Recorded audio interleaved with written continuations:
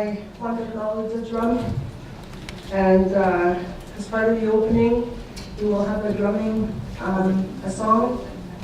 And after that, I'm going to ask one of our elders to open with a prayer. So proceed.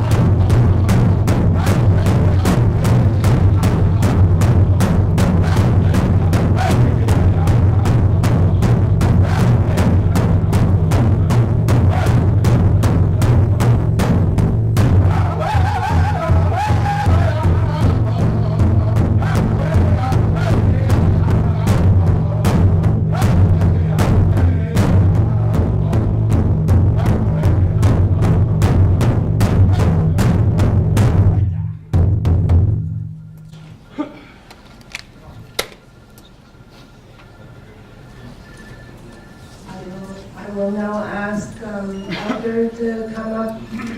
You have a mic to do an opening prayer.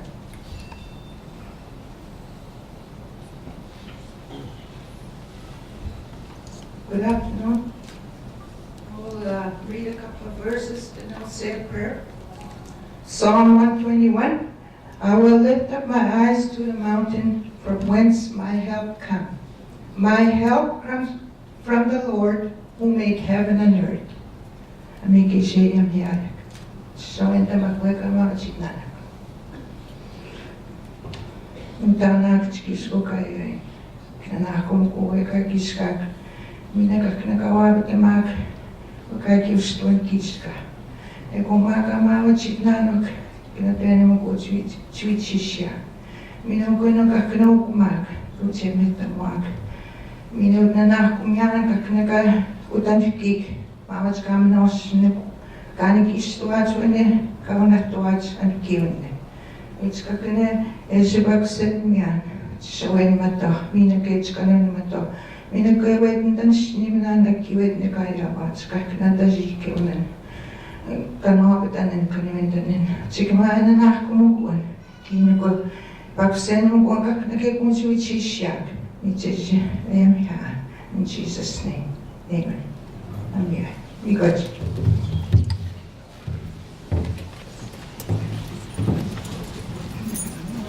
I would now like to acknowledge, first of all, thank you for attending this function, event, announcement,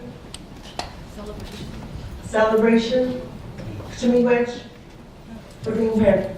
I particularly want to acknowledge our chiefs who are in partnership of this Wataynikaneyap Power.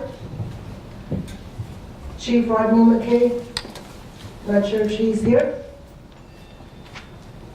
Chief Ernie Wesley from Catholic First Nation.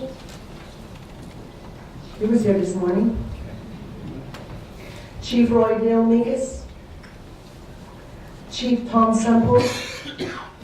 Chief Chris Kakagamet.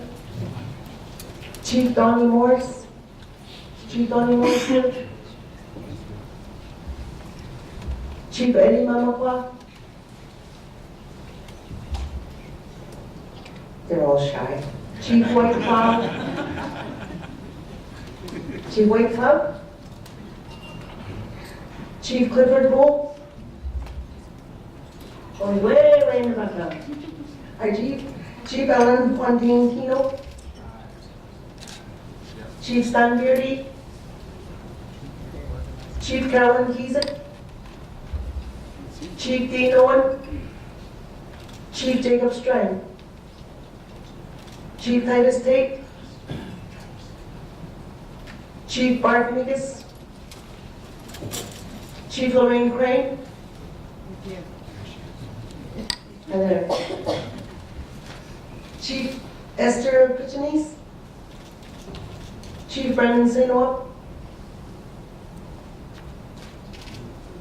Chief Anne-Marie Beardy. We have a proxy for Chief Rodwin of Batonga, it's Lawrence Flighty. Chief Dinah as my chief. We also want to acknowledge the board of directors from First Nation Limited Partnership. Bill Sainop, Bradley Morris, Charlie Barkman, Corey Meekus, Dennis King, Derek Maude, Eliezer McKay, Glenn Whiskey Jack, Harry Meekus, Isaac Sainop, Janina Meekus, Jonas Strang, Joshua Frog, and Ken Albany. Louis James, Paul Jonup, Quentin Snyder, Rod Kakagamet, Tom Cam, Wilfred Wesley, Tyson Williams, and Donald Campbell.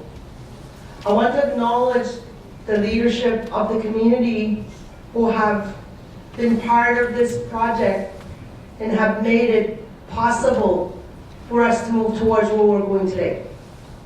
I also want to acknowledge Honorable Kathleen Wynne. I will introduce her properly after Premier. Honorable Jane Philpott, Minister of Indigenous Services. Honorable Glenn Peeble, Minister of Energy. Also Honorable Bill Morrow, I understand he's here. Okay. And he's Minister of Municipal Affairs and MPP for Thunder Bay, Atikokan. His Worship Doug Lawrence, Mayor of Zulukau. I would like to extend regrets on behalf of Honorable Michael Gravel, who really wanted to be here. Unfortunately, he had other commitments. And Minister Zimmer, Minister Sorelli, and Minister Morneau.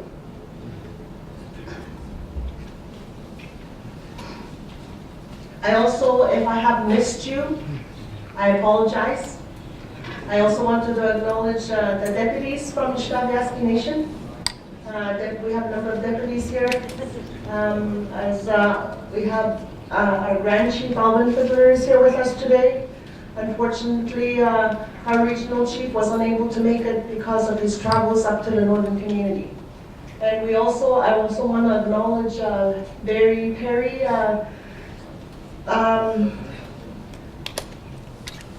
the CEO and Vice President of Fortis Inc. CEO and, oh, so geez, I just downgraded his role. I apologize. You know what? I'm sorry. He is CEO and President of Fortis Inc. I sincerely apologize. We also have our Member of Parliament from the Kenora Rainy River riding, Bob Nault. Welcome. And our Chair of Wataynikaneyap Power, Frank McKay, was also a Chair of Windigo First Nations Council, and our Chair of First Nation Limited Partnership, Eliezer McKay. I will move forward introducing Minister of Indigenous Services.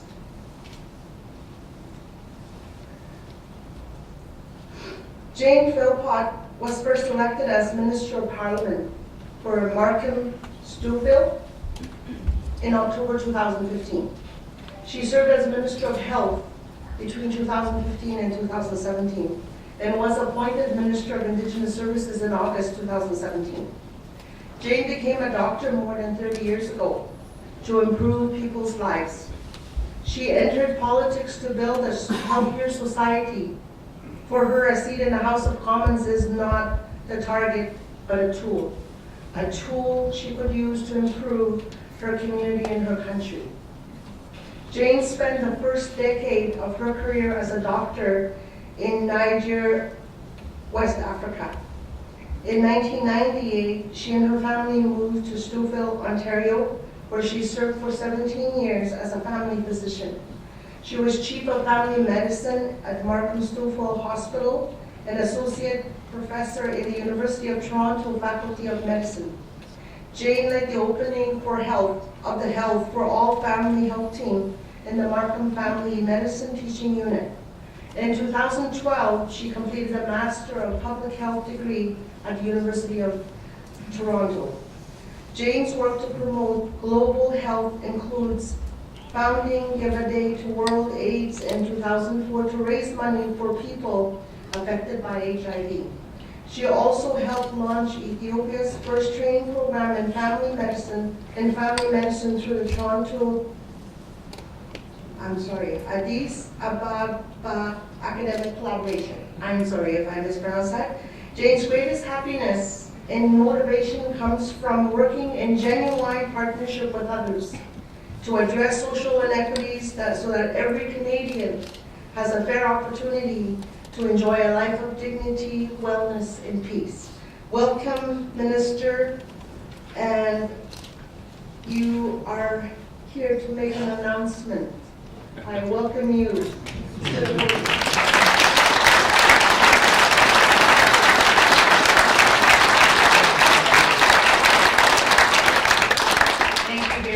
Margaret, for that kind introduction, and what a special day this is. I am so honored to be here. I want to thank and honor Fort William First Nation for allowing us to gather here in their traditional territory. I want to thank the elder for the prayers that started us off in a good way, and to acknowledge the drum which reached our souls and helped us to start this gathering in an appropriate way.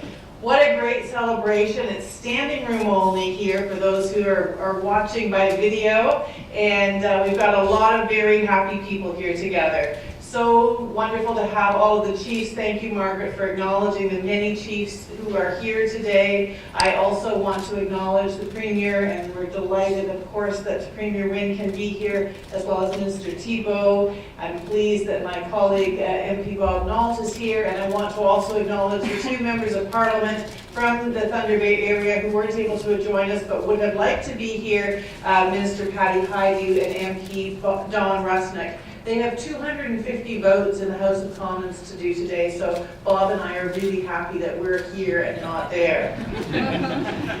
This an historic day. This is the most expansive Indigenous-led transmission project in Canada's history. A fantastic celebration. And among the many people who need to be acknowledged today, I want to commend Margaret, who has been an incredible leader in this as CEO of Wataynikaneyap and Watay Power, for her tremendous leadership to get us to this day today. And I know that so many of you have shared in that dream and that vision and that journey. Watay Power, as I suspect most of you know, is owned and led by 22 First Nations. This is a fantastic model, and at the head of it all is an Indigenous First Nations woman. So what a great way to go.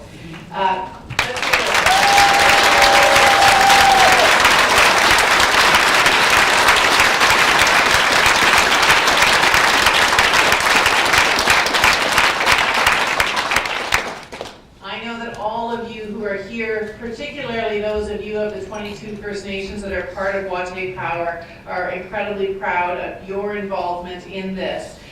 There are so many extraordinary people who have contributed to this work. I had the opportunity to be in Pekanjikam just a few weeks ago with the Prime Minister, which was a wonderful celebration that day, and we talked about the work that's being done now. Hundreds of poles already lined up with that power on its way to Pekanjikam, and I know some of you are following it on the website and seeing how that progress is coming along. I'm really pleased to be able to make this announcement on Canada's behalf, but of course to be able to do it in partnership with so many of you, and so pleased that the Government of Ontario is here with us. This partnership that we are celebrating today is, as I said, the largest First Nations grid connection infrastructure project in Canada. And Canada is very pleased to be contributing $1.6 billion funding for Watay Power to upgrade the electrical system to Pickle Lake, first of all, and then beyond that to move out to 16 First Nations communities, attaching them to the provincial power grid, bringing clean, reliable electricity to those communities within 5 years. What a great day.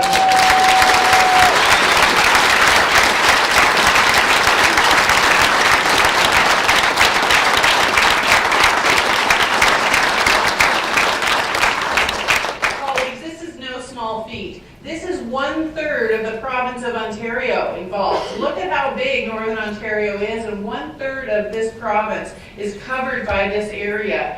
Construction has already started in the Pekanjikam portion of the project that has been announced earlier, and that is going to be, I believe the lights are turning on by the end of this year. So even if not all of us are there that day, we'll all be watching very closely and celebrating with Pekanjikam when the lights go on with that clean energy flowing.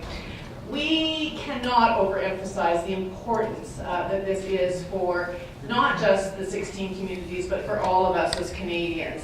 Young people, of course, are some of those who I think are most excited about this, as I understand. And I hear so many chiefs talk about what this will mean to the young people, who will know that they will be able to rely on power. And most Canadian teenagers can't imagine that you couldn't have reliable power every single day of the year. But the Canadian teenagers in the north have known what it's like to know that sometimes you may go days without power.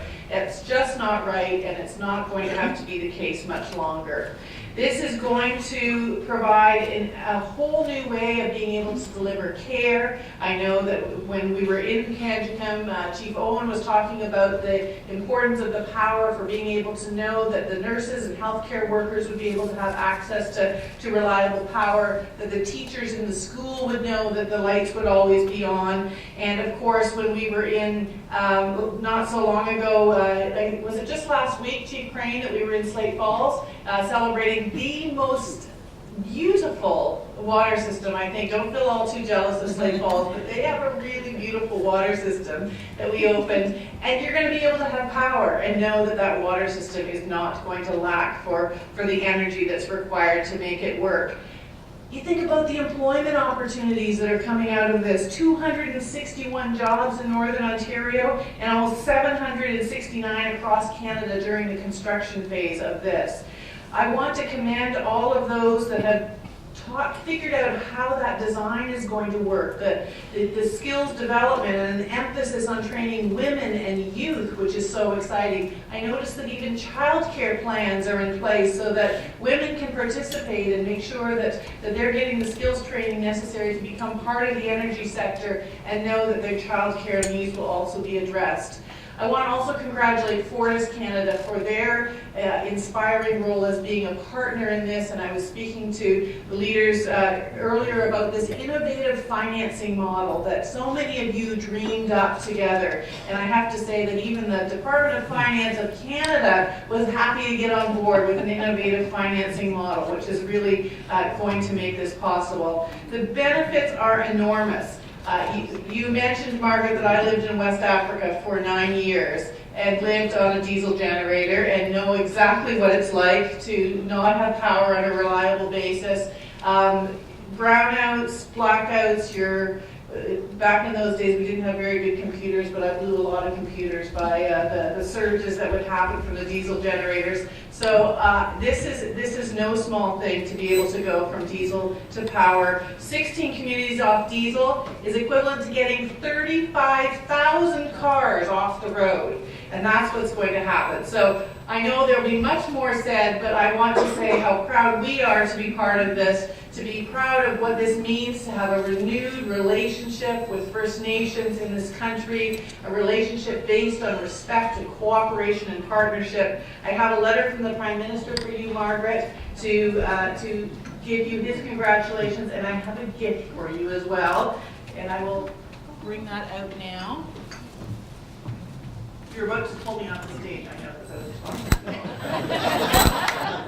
This is a beautiful piece by Maxine Noel, and it is about a strong woman, and I think we can all agree that Margaret deserves a gift for a strong woman.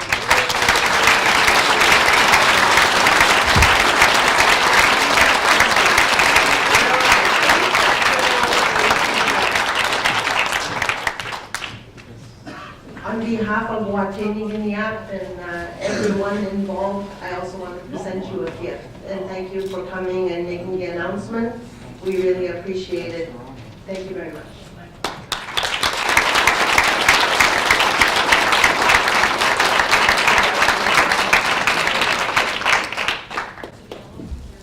So apparently the Prime Minister wrote me a letter. It's here. Do you want me to read it? So it's even in a really nice green thing. So it says, "It is with great pleasure that I welcome you to the signing ceremony for the Northern Grid Connection Project in Thunder Bay between Wataynikaneyap and Fortis, Ontario. Our government understands the importance of Canadian communities to the overall health of our nation. I am delighted that remote First Nations communities in Ontario that currently rely on diesel power will now be connected to the province's electricity grid.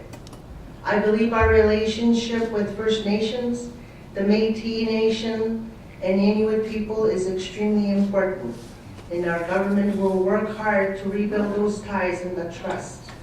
It is time for Canada to have a renewed nation-to-nation relationship with Indigenous peoples, based on recognition, rights, respect, cooperation, and partnership. Please accept my warmest regards and best wishes for a memorable signing ceremony. Justin Trudeau, Prime Minister."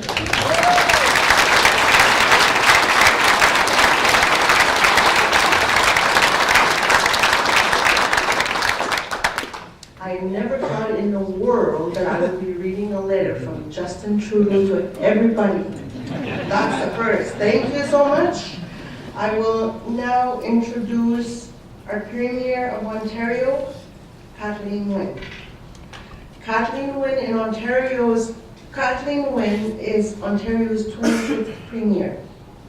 Since taking office in 2013, Premier Nguyen's accomplishments include balancing the provincial budget for the first time in a decade, making record-breaking infrastructure investments in Ontario's roads, schools, hospitals, and transit systems, and securing a historic national deal to improve retirement security by enhancing the Canada Pension Plan.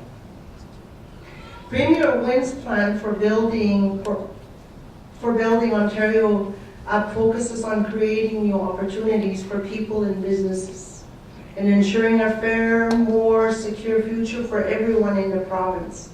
Under her leadership, as Ontario has regained its place as the economic engine of Canada, the Premier has worked to ensure the benefits of growth and are shared evenly. To this end, her government is making tuition free for hundreds of thousands of students, raising the minimum wage for workers, and creating 100,000 new childcare spaces. Premier Nguyen was first elected as member of provincial parliament for Don Valley West in 2003 and has served as minister for 5 departments and then re-elected 3 times. When her 3 children were still in school, she was motivated to run for office by her passion for publicly funded education and her desire to give every child in Ontario the best possible start. Before becoming an MPP, Premier Nguyen served as a trustee on the Toronto District School Board. Prior to that, she led citizens groups and a number of grassroots community projects and played a major role as an organizer, facilitator, and mediator. I want to welcome Premier of Ontario to this announcement. I am very happy she's here. I was so sad when I heard she wasn't going to make it, but now she's here with us today to celebrate our achievements. Shamiigwet, and welcome.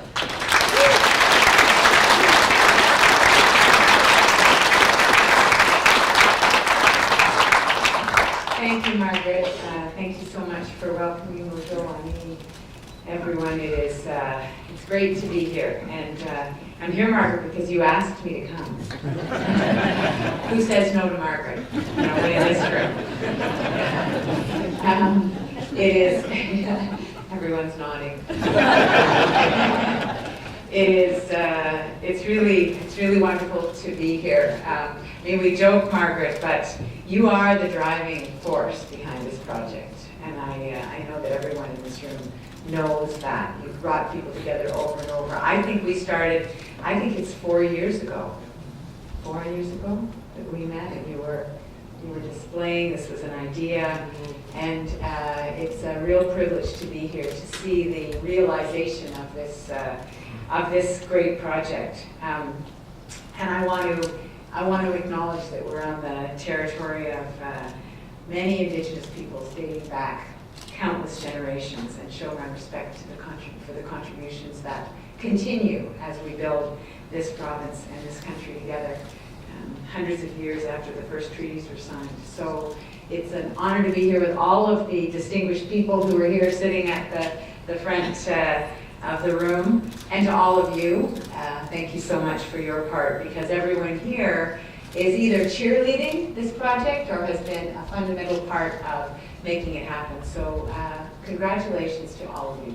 It's a great moment.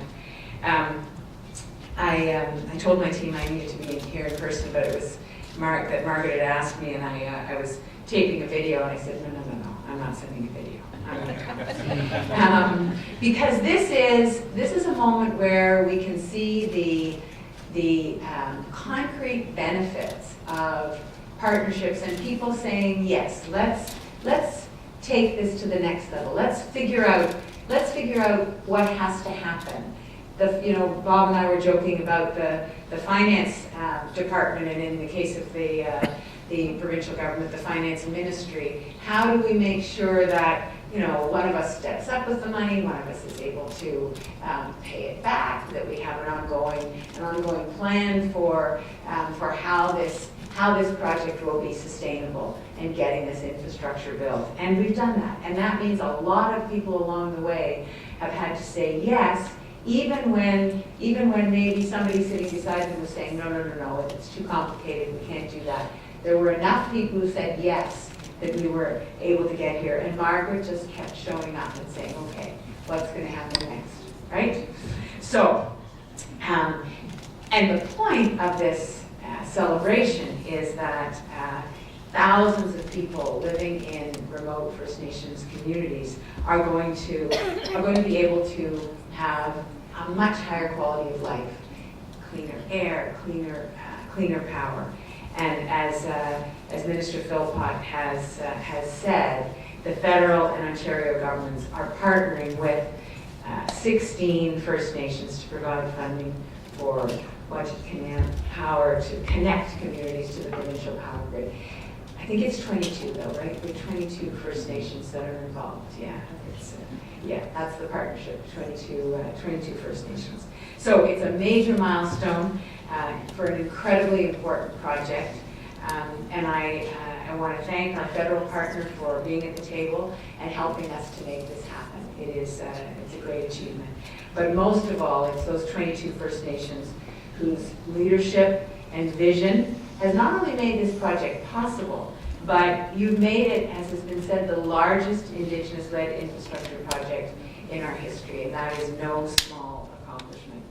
More than 14,000 people across this vast region in Northwestern Ontario have now hope for a better future that is now a reality, and you've given us that roadmap. So with access to a clean, reliable, sustainable hydroelectric power grid, communities will no longer have to burn diesel.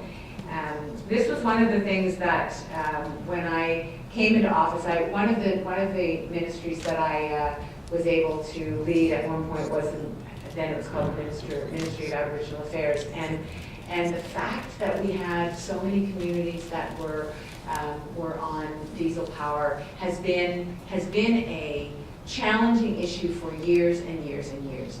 And it's been a challenge to get everybody at the table. So when I say I'm really glad the federal government is here, it is a reality that until we had everyone working together, this wasn't going to happen. So it's a great success. Healthier places to live, cleaner air, cleaner water. Now, when I was in Pikangikum, there was clean water, but it wasn't hooked up. Couldn't get to the houses. And so my hope is that with this new power supply, that will be able to be dealt with.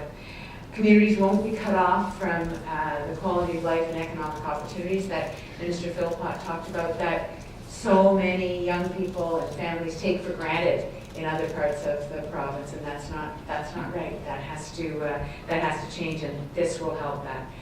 This project has added meaning, though, I think, across the region because of how it happened, how it came to be.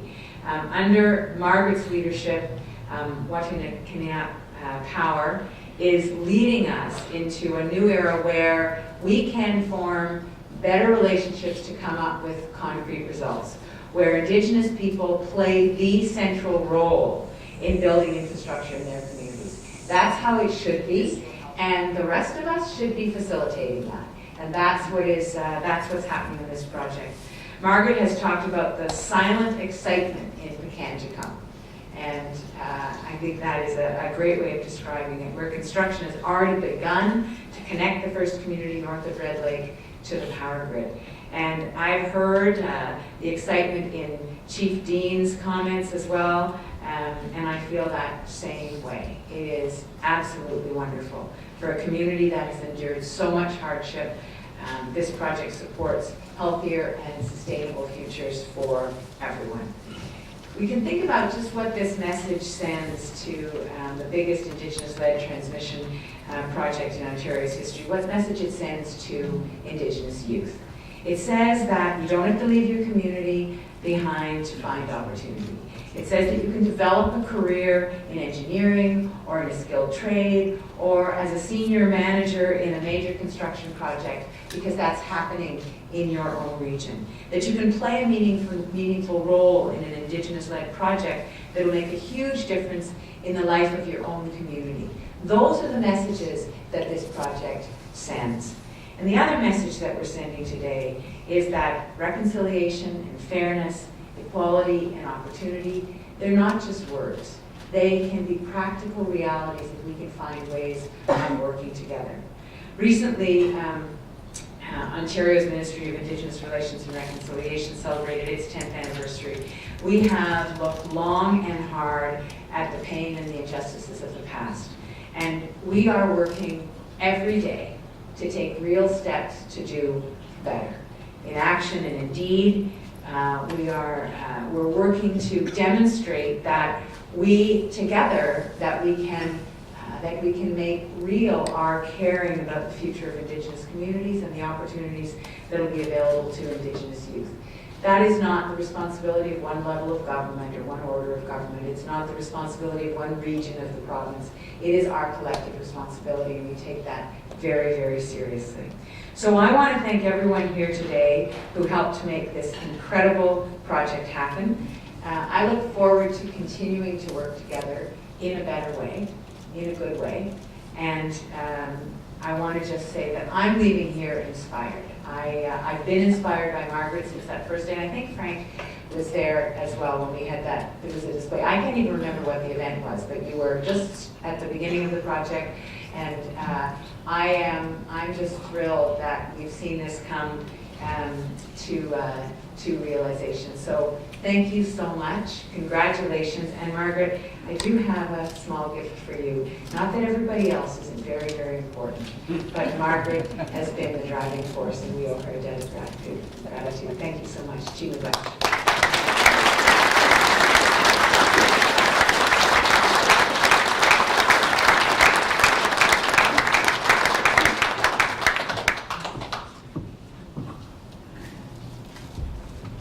I also have a gift for the Premier.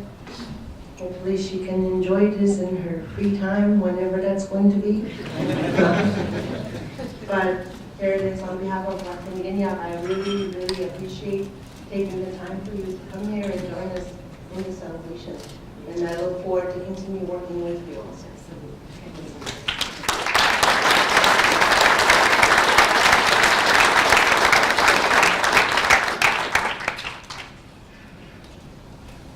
So this is where the formal introductions end. So don't be offended if I don't introduce you properly from here on. No. So we have a list of speakers from here on, and we're just going to move it right along. And I'm going to now ask Minister Glenn Thiebel, Ministry of Energy, to come up and say a few words on behalf of Minister of Energy in Ontario. And welcome. Thank you. Thanks, Margaret. First off, I think everyone needs to thank Margaret for not reading my bio, because no one needed to hear that, because I don't think anyone believes it. But appreciate that. Anyways, good afternoon, everyone. That was awful. We'll try that again. Good afternoon, everyone. Good afternoon. Much better, making sure everyone's awake still, so that's great. I do think it's important that I start off as well by acknowledging that we are on the Robinson Superior Treaty Territory, and the land on which we gather is the traditional territory of the Anishinaabe. I also want to thank Margaret and Scott, of course, for inviting me here today and being part of all of this. I know as Premier Wynne and Minister Philpott mentioned, the Ontario government and the government of Canada are partnering with Watay Power and Fortis, Ontario, to connect remote First Nations to the province's clean, reliable, and affordable electricity grid.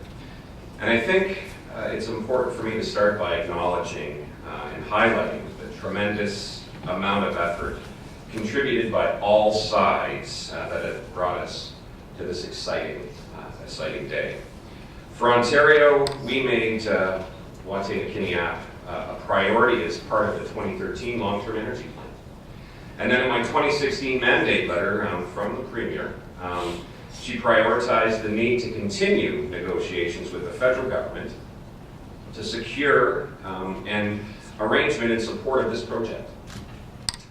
And we reaffirmed this project in the 2017 Long-Term Energy Plan as well.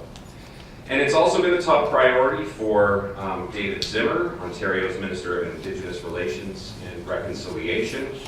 And it's also been very important for our colleagues, Minister Bill Morrow, who's here as well. Bill, great to see you out here. And of course, Minister Gravel. Both are also the local MPPs for the region and have talked to me about the importance of this project since I've taken this portfolio over some 21 months ago. But really, this is a result of all of us in this room working together.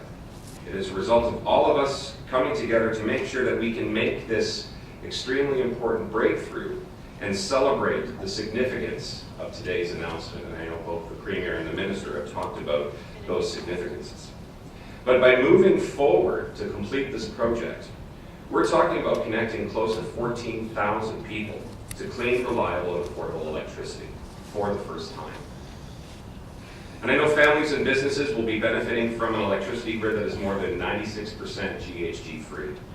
A grid that is no longer part of a process that uses dirty coal because of the nearly $70 billion that as Ontario we have invested in a cleaner generation, transmission, and infrastructure.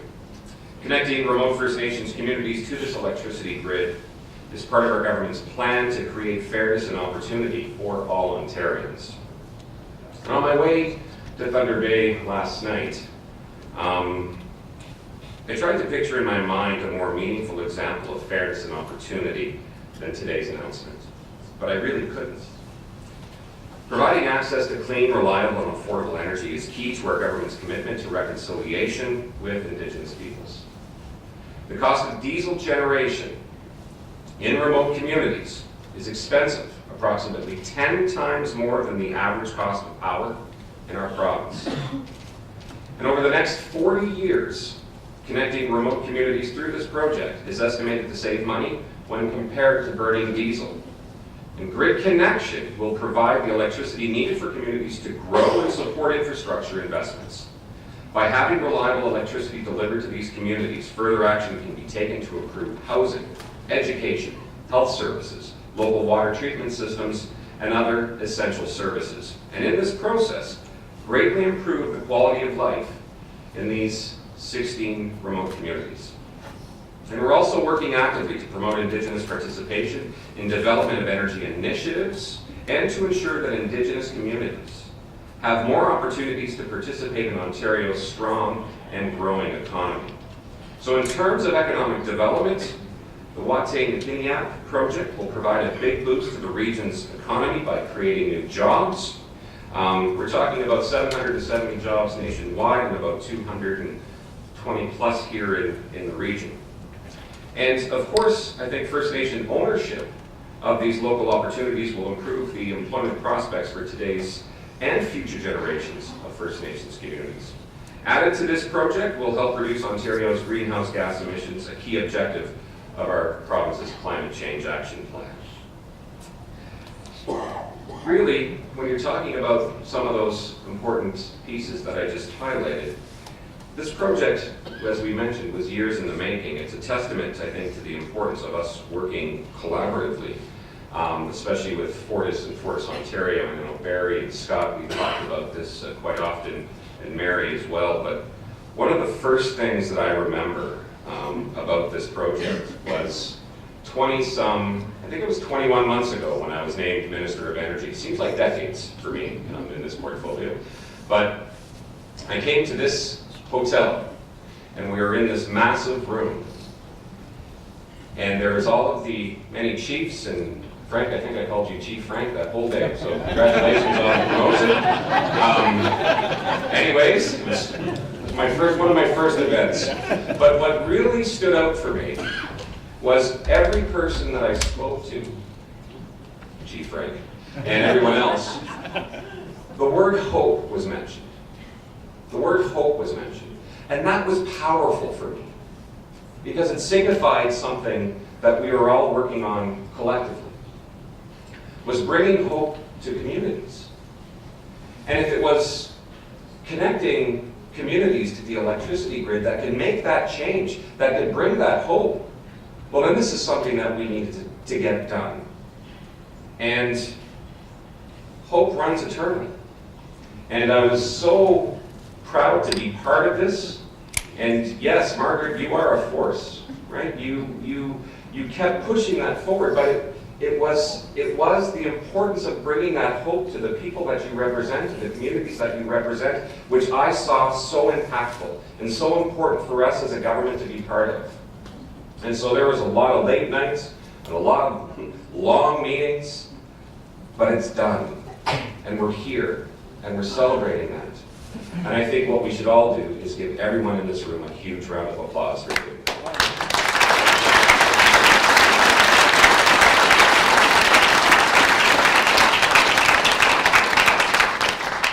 So with that, like everyone, I think it's important for me to acknowledge Margaret. I know we just did a round of applause for everyone, but really Margaret has been that force. And this really wouldn't be where it's at right now if it wasn't for her. So if we can all say, Margaret, thank you very much.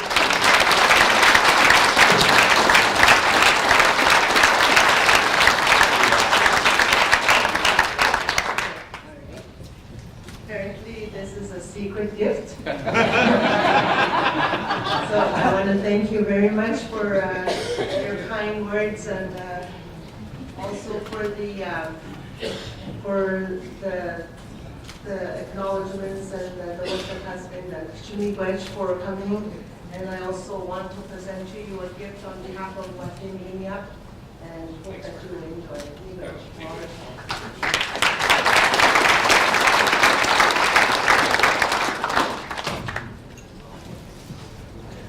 And I want to ask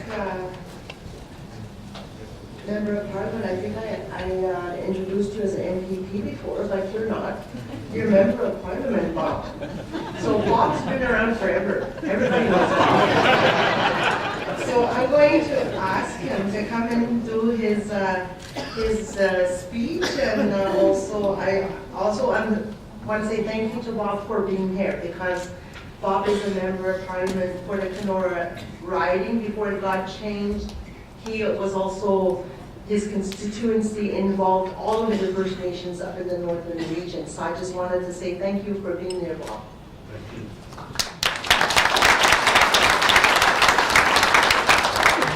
Well, thank you very much, Margaret. I want to start off by acknowledging the traditional territory, the elders and the elders' prayer, and of course the drum and the sacred items that were involved in the opening ceremony. I want to say hello to all the chiefs who are in the room. I can only see them for the lights. I'm sure they're still there.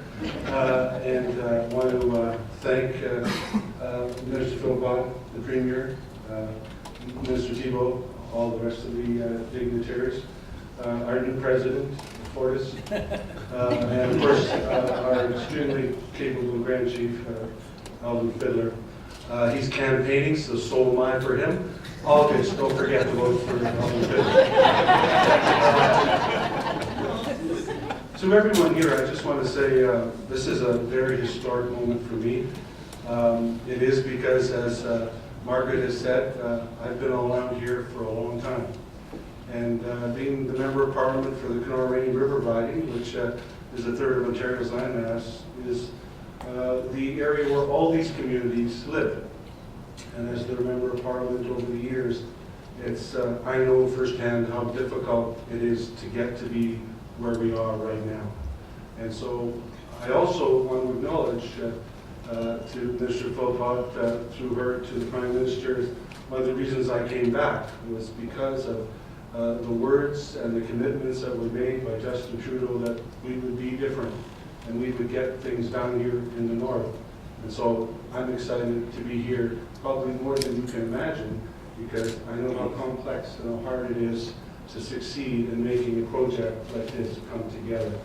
So I know it would not happen if the Premier wasn't on board.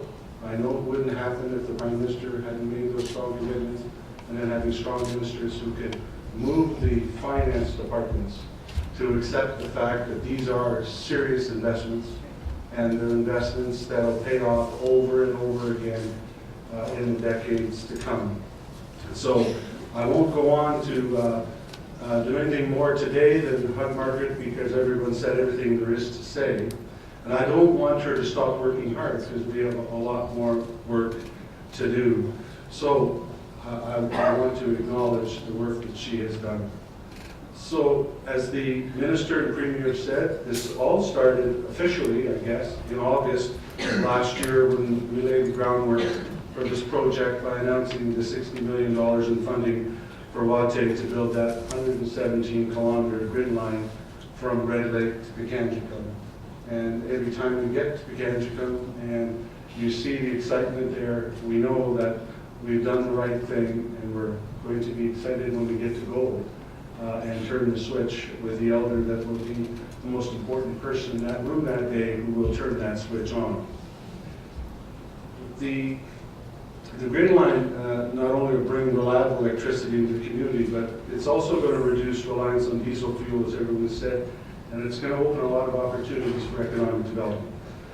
This current project is so important to Pikangikum because, as the Premier has said in her comments in particular, there are a lot of projects that are on hold because there's no power. And if you go to every community in our region, you will find the same scenario, that without power, a lot of things can't get done. And so we can't build modern communities without these basic infrastructures. So to the 22 First Nation communities who are part of this corporation, congratulations for getting to this point, and I hope to be here to celebrate with you in the next few years when it's complete. So these 17 communities, as you know, rely on expensive, environmentally risky diesel plants to meet the community's power needs. And I was just talking to one of the chiefs on the airplane this morning, and it's taking, and they're talking about the winter roads are almost over now, right? With about a week left, maybe less for some, maybe a little bit more. And there's hundreds of trucks going up those roads now with diesel fuel on our lakes, going towards the communities, trying to get this job done. And we've been doing this for generations, knowing how difficult that really is and what it means if we don't get the job done. And so this discussion we're having here and the speeches that we're making truly is historic. I wanted to, of course, you know, I really enjoy being with the Minister and the Premier, because not every day you get to sit beside the Premier and just keep nudging her along, right? Because I am the Member of Parliament for the 3rd of Ontario's landmass, which I remind her every time I see her. And I am the Member of Parliament who has 42 First Nations, a 1/3 of Ontario's First Nations, and so, you know, I feel like I have a little bit to say whenever I get a chance. So, and I want to tell her that the job's not completed. So in order to truly unlock the potential of Northern Ontario, I think we must continue to remove the roadblocks that stand in the way. Ironically, one of the biggest roadblocks are in fact roads. When communities are not connected by reliable all-weather roads, they're literally cut off from many opportunities. And building supplies used to construct new houses or social infrastructure must be shipped at very specific times in order to take advantage of our ice roads. Healthcare services are restricted, and even small emergencies like a broken bone become large emergencies, often requiring evacuation.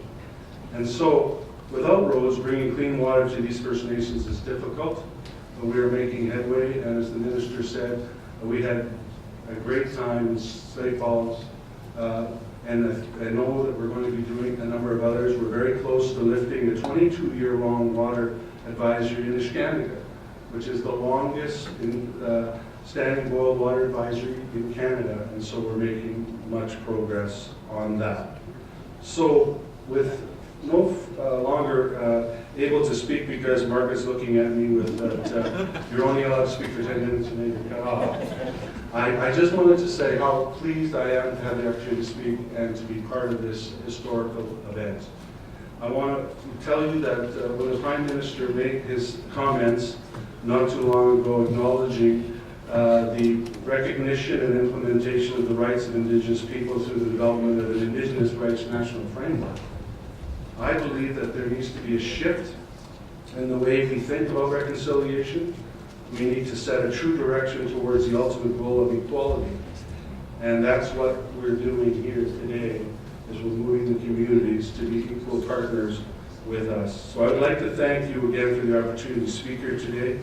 For what I have said over and over again is historic for me, momentous occasion, and I want to congratulate all of you. I want to thank Margaret and Frank McKay in particular. I don't think he's a chief, he's a step above one of the chiefs. And that means she doesn't have to think politics, she just has to think getting the job done, and sometimes that's easier than you think. So to Frank and to Margaret and to everyone in the room, congratulations. Thank you for inviting me. It's an honor to be here.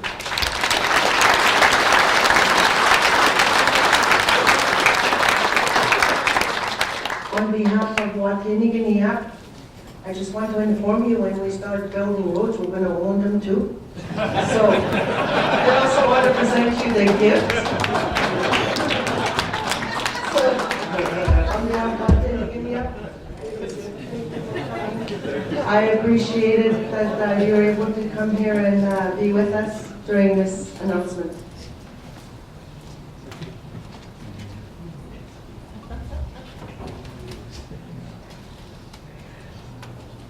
I'm now going to introduce, apparently he has a new title. Apparently he's chief. Now, Frank McKay has been with us for a very long time in the project. I remember him and I when we started on this and the chiefs asked us, we have to find funding of how we're going to do this. And some of the discussions that evolved over time was through the partnership that we have with Watay. And so Frank and I have been at this for quite some time now. And I think he was already on some of these energy issues as regional issues even way prior to that. Looking in the background of the work that's been done, our First Nations have been at this for 26 years.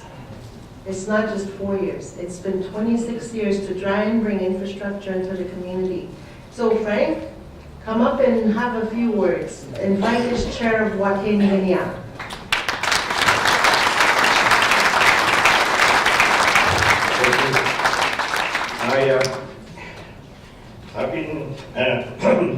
I've been at this for quite some time, and I enjoyed working with our partners. Because when we first started working together, when we started getting organized a partnership, after we went through a whole process of negotiations of how we're going to operate this company, we gave ourselves titles. We have to appoint somebody that is president, the chair, the vice president, but we ran out of, because there's only 4 of us. So anyways, I appointed myself as the Senior Executive Vice President of Northern Operations in Northern Hemisphere.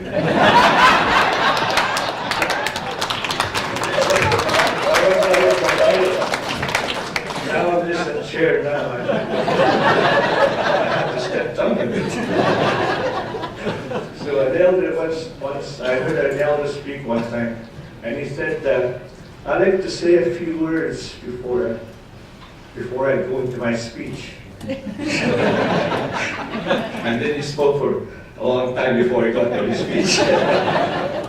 But I don't think I'm allowed to do that. So first of all, I would like to acknowledge the Creator for this wonderful day. We're making an announcement that will bring positive change into the lives of the people who for far too long have had not the same opportunities available as the rest of this country. Second, I would like to acknowledge that we're on the traditional territory of Fort William First Nation.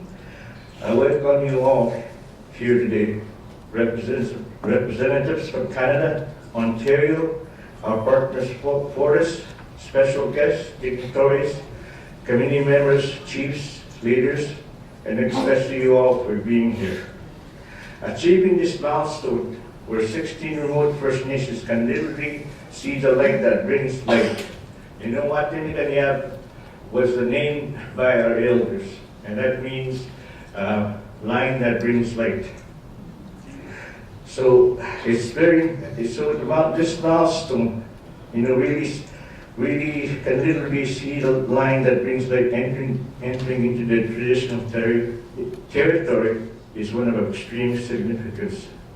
It is a greatly welcomed because this comes from the vision of our First Nations for the development of such a project. It has been several years, 8 years plus, since the leadership mandated us to explore grid connection premised on ownership.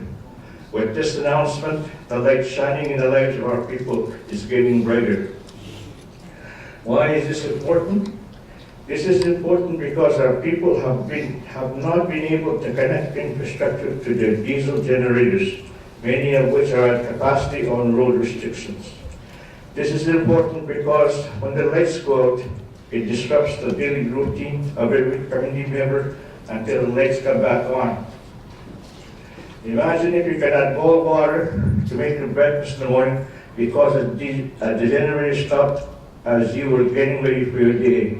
Think about that. What would you do? This is why this announcement is a critical component in improving the quality of life for our First Nations. It is only through working together collectively that we can achieve our mutual goals and at the same time shine some light into the darkness people face on a daily basis. When we work together, we can all benefit as people living with each other in this country. Once we decide to be inclusive and we can finally contribute to making this a truly great country, I would like to leave you with two thoughts. I wanted to say also that, you know, some of the people that are here, I want to acknowledge Goldcorp.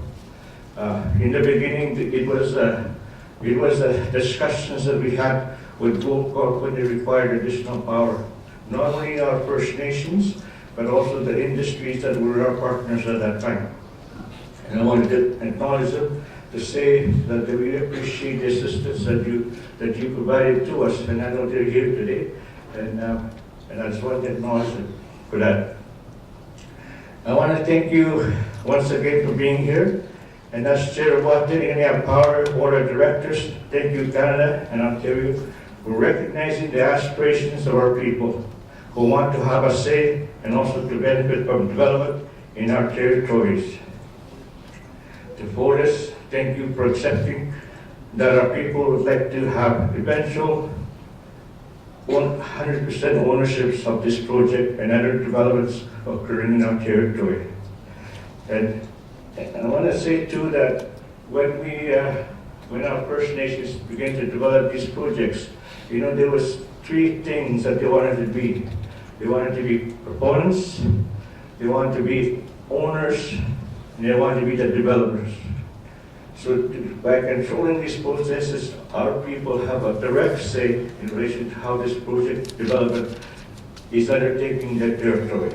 And that's a position that we follow from the Board of Directors, that any development our First Nations have is that any development that occurs in their territory, they've got to be the proponents, the developers, and the owners of these projects. If it's an all-weather route, and if it's other projects that come into our territory, that's the premise of how these things will occur. To Watay Power, congratulations on a job well done. We have a good team, a selection of a good team that we have that work with as experts. As First Nation people, we don't have a clue in relation to what transmission is all about. For me, I only think of it, well, let's just dig a hole and set a pole and put a line. But that's not how it works. And that's why Fortis is an expert in this area. And they help us, they teach us how to move forward on these things. there's a maze of regulations, processes that we have to go through.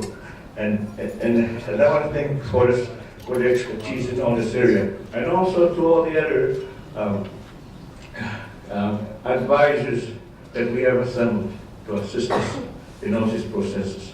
We thank you for that. And also to the First Nations, I want to thank them for your work and efforts and support and the guidance that you have given us. These efforts are nothing short of inspiring. Congratulations, you truly are deserving of this and so much more. We wish.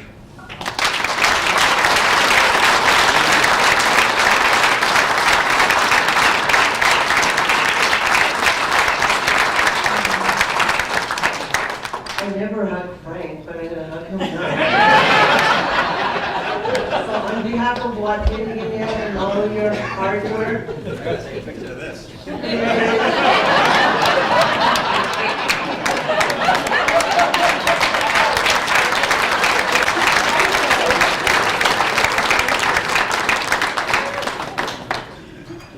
We've had good times, we've had rough times.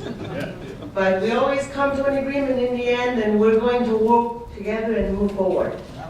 So that's how Frank and I worked, along with Jerry McKay when he was with IFNA, and representatives from Kiwait-Nook. Sometimes Jordy would be there also, so I just wanted to say, I wanted to acknowledge for all their hard work and enabling this to happen. I now want to introduce the guy I demoted earlier, and I apologize. First of all, I want to say, I think without a partner in moving this project to where we want to be, particularly the mandate and the directives that we've received from our leadership, and that is ownership. And without having a partner to work with us, to help us through, as Frank elaborated in terms of the expertise level that they bring to the project, it wouldn't have been possible to do. So I just want to say thank you to Fortis for being our partner.